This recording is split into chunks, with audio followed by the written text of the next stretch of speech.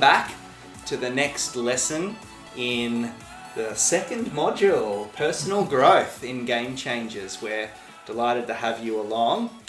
This module is, or this session rather, we're going to look a little deeper at potential, okay? And we're going to have a look at how our self-concept interacts with our potential. So I want to show you a bit of a diagram. There's these two circles, okay? There's this one large purple circle which you'll see, and this circle represents our vast potential, our potential castle, this mixture of explored castle and this mixture of unexplored castle, unexplored potential. The smaller red circle that you'll see, this represents our self-concept, and I'll explain self-concept to you in a little bit, but first I wanted to ask Lauren, what do you observe? What do you notice about this diagram? Well, you've explained it to me and you've done very well, but, but without seeing it, let me explain. Look, it's obvious there's two circles, isn't there? It's two circles, and one's obviously a big one and one's a little one. Right. Or smaller one. Absolutely. That's what I noticed. And the smaller one exists...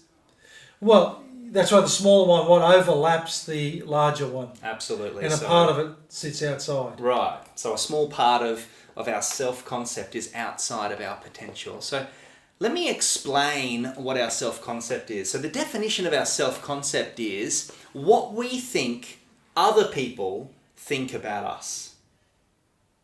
Interesting. What do you think about that? It's interesting, Well, I think that's right. And it's interesting because it's like what we worry about what we think or what other people think. We worry about what other people say, but I think what's probably worse than is what we think other people are thinking. Yeah. Because it's almost like it's an unknown quantity, isn't it, in the middle? Well, it is, and I often ask that question, Lauren, when I'm running my groups. It's fantastic that you're already going there, which is great. I often ask the question, why isn't it what other people think? And obviously the answer is because we could be wrong. Well, we could be wrong. Right? And I ask, well, why isn't the definition what we think? And the answer is quite obvious, isn't it? It's because what other people think is very important to us. So it's not just what we think, and it's not just what other people think, but it's what we think other people think. Have you ever thought that someone else thinks something about you that it turns out to be wrong? My dad always told a story about that, about the guy who'd had a flat tyre. Have you heard this one? No. The guy had a flat tyre and he was walking up to the farmhouse to get the jack off the farmer, and he's like, mate, it's getting dark. He's probably, finished for the day, and he's whatever, and as he's getting close, he's like, he's probably had his dinner and he's got his boots off now, and he probably doesn't even want to give me his jack because he's finished for the night and whatever. And the time he gets to the door, he knocks on the door, and the bloke goes, mate, you can keep your stinking jack. Yeah. He's already talked himself out of it. Yeah, absolutely. And how often does that sort of thing happen? We've already kind of made our own mind up based on what we suppose somebody else might be thinking. Right, absolutely. And how they might be behaving. Yeah. And so that's interesting. Look, we don't actually do life inside our potential. We do life inside our self-concept, our choices, our motivations, our behaviour, our action. It all comes up out of our self-concept, what we think other people think about us. And look, most of that is inside our potential, but there's this small portion of what we think other people think about us that's false. It's a misbelief, like we keep talking about, or another option of being able to explain it is it's a virtual reality. It's fake, but it still controls us. I run this hyper reality program in schools where young people jump up and go through a heights simulation, and of course, even though it's fake, they've got their goggles on, Yep. They're hearing it, Yep. They're seeing it, they're Right. immersed in it, Absolutely. and yet it's not even real. It's not even real, but it's still controlling them. Their cortisol peaks and spikes, their adrenaline spikes, and so they're shaking, they're sweating, they're nervous, they're terrified, and it's not even real. And I often talk about a TV. If there's a TV in front of you and you don't like what you're about to see, you can just look away. I mean, you don't need to look away, Lauren, but No. but you know, or for you, it might be if you're about to hear something you don't want to hear, you can cover your ears, right? But in a virtual reality simulation, it follows you when you look to the left or the right. The goggles make the TV follow you, so to speak, and the earphones over your ears, you can't cover your ears, you're covering the headphones, it's actually making it louder. So being fully immersed in something is, it makes it a quicker process. It's like learning a foreign language. If you want to learn Chinese, you move to the country and live in China and you'll learn it a lot quicker because you're immersed in what you're experiencing. Well, the same goes for VR, and you know what? The same goes for emotional health or emotional unhealth. So when I'm immersed in depression, it's going to control me, even if I'm depressed about something that's not real. Or if I'm immersed in anxiety, it's going to affect me and control me, even if what I'm anxious about never happens. It's an interesting concept, isn't it? You know, how we do that Yeah. so often to ourselves. And this is probably almost like not a flip side, but an alternative concept here to this. Because I noticed this in my own life.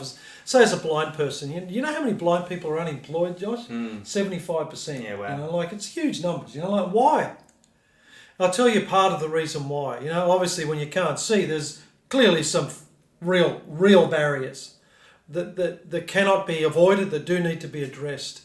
But let's imagine myself sitting in a job interview for a moment, and I want to put this kind of into a real world context here. You know, I'm sitting in a job interview, and then Josh comes in and he's applying for the same job, and then maybe you're coming in to apply for the same job, but yet when I'm doing my interview, the person they're doing the interview or the panel are sitting there thinking, well, hang on a second, Lauren's blind. You know, like, wow, there's no way I could do the job if I was blind. And so they've already kind of made their mind up. Yeah, absolutely. Haven't they? They've made their mind up. So, and is that reality or is that virtual reality? Well, and it comes back to the 16 square grid, doesn't it? They're looking at a blind person and only seeing that thick, dark box around the outside, and they're not seeing the 30 boxes in the middle. They're just seeing the one on the outside, and so we have no idea what other people are capable of or not capable of, and so we can actually be creating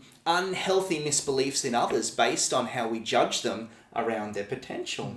So we call that part of your self-concept that sits outside of your potential, we call that your misbeliefs, the things that you believe to be true that aren't true at all. And there's two examples I want to give you. Have you seen The Voice or X Factor or Australian Idol, Lauren? Yeah, I have. I enjoy it every year. Yeah, absolutely. Yeah. So do you see on that show people audition who honestly believe they have a shot at winning, and they can't make it through the first round of auditions because they're terrible? That's why I love watching the Yeah, show. right, okay. Just for those ones, it's like, you guys have got no idea. No, and so when the judges say that, the judges say, look, you're probably tone deaf, you're not hitting any of the notes. What made you think you could come on this show? Their answer is, oh, look, I'm amazing. I thought I could do this, you Right. know, and my life just won't be the same if I don't win. right. And they leave and run out to their mum and tell their mum, oh, they're not letting me have in. And the mum says, oh, that's all right, I know how good you are, you know, and you can see where the misbelief comes from. Feeding, that's right, feeding the misbelief. Okay, so now this doesn't mean they don't have the potential. This doesn't mean that outside of their self-concept that there isn't room to grow with a few months of singing lessons or vocal lessons, which is often what the judges say. They say, go and grab some singing lessons and come back next year. And some of them do come back next year and they've grown incredibly. So we can grow our self-concept out into our potential, but we need the critics as well as the encouragement, because otherwise we can be left, if it's just our mum feeding our misbeliefs, well, we can grow that misbelief area of our self-concept, and we can have a self-concept that's more outside our potential than inside our potential. Yeah, that's exactly right. That's why I think honest reflection, and we talked about it before, didn't Right. we? The so what, now what sort of things. We've really got to stop and be very honest with ourselves sometimes, and allow other people to be honest with us as well. Absolutely. So that we can take it on board. That's, you can be a bit vulnerable. You need to be pretty humble in order for that to happen. But Right. you know, I think when we do that, we certainly open ourselves to far greater Yeah. growth. Now, the reverse is also true. People who think they're no good, maybe they come in nervous, they don't think they have a chance at moving past the first round of auditions, and they're so amazing that they end up winning the show. Yeah. So a misbelief doesn't just have to be you think you can do something you can't yet.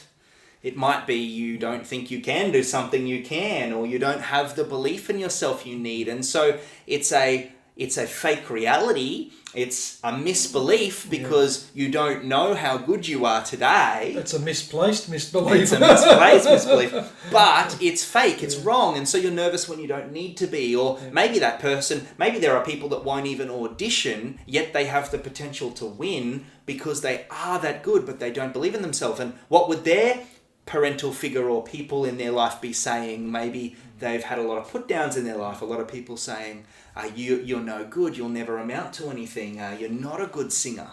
And so their misbelief is wrong, even though it's negative. So you can have both sides. I'm awesome at something I'm not, or I'm not good enough at something that I actually am good enough. And so those frame our misbeliefs.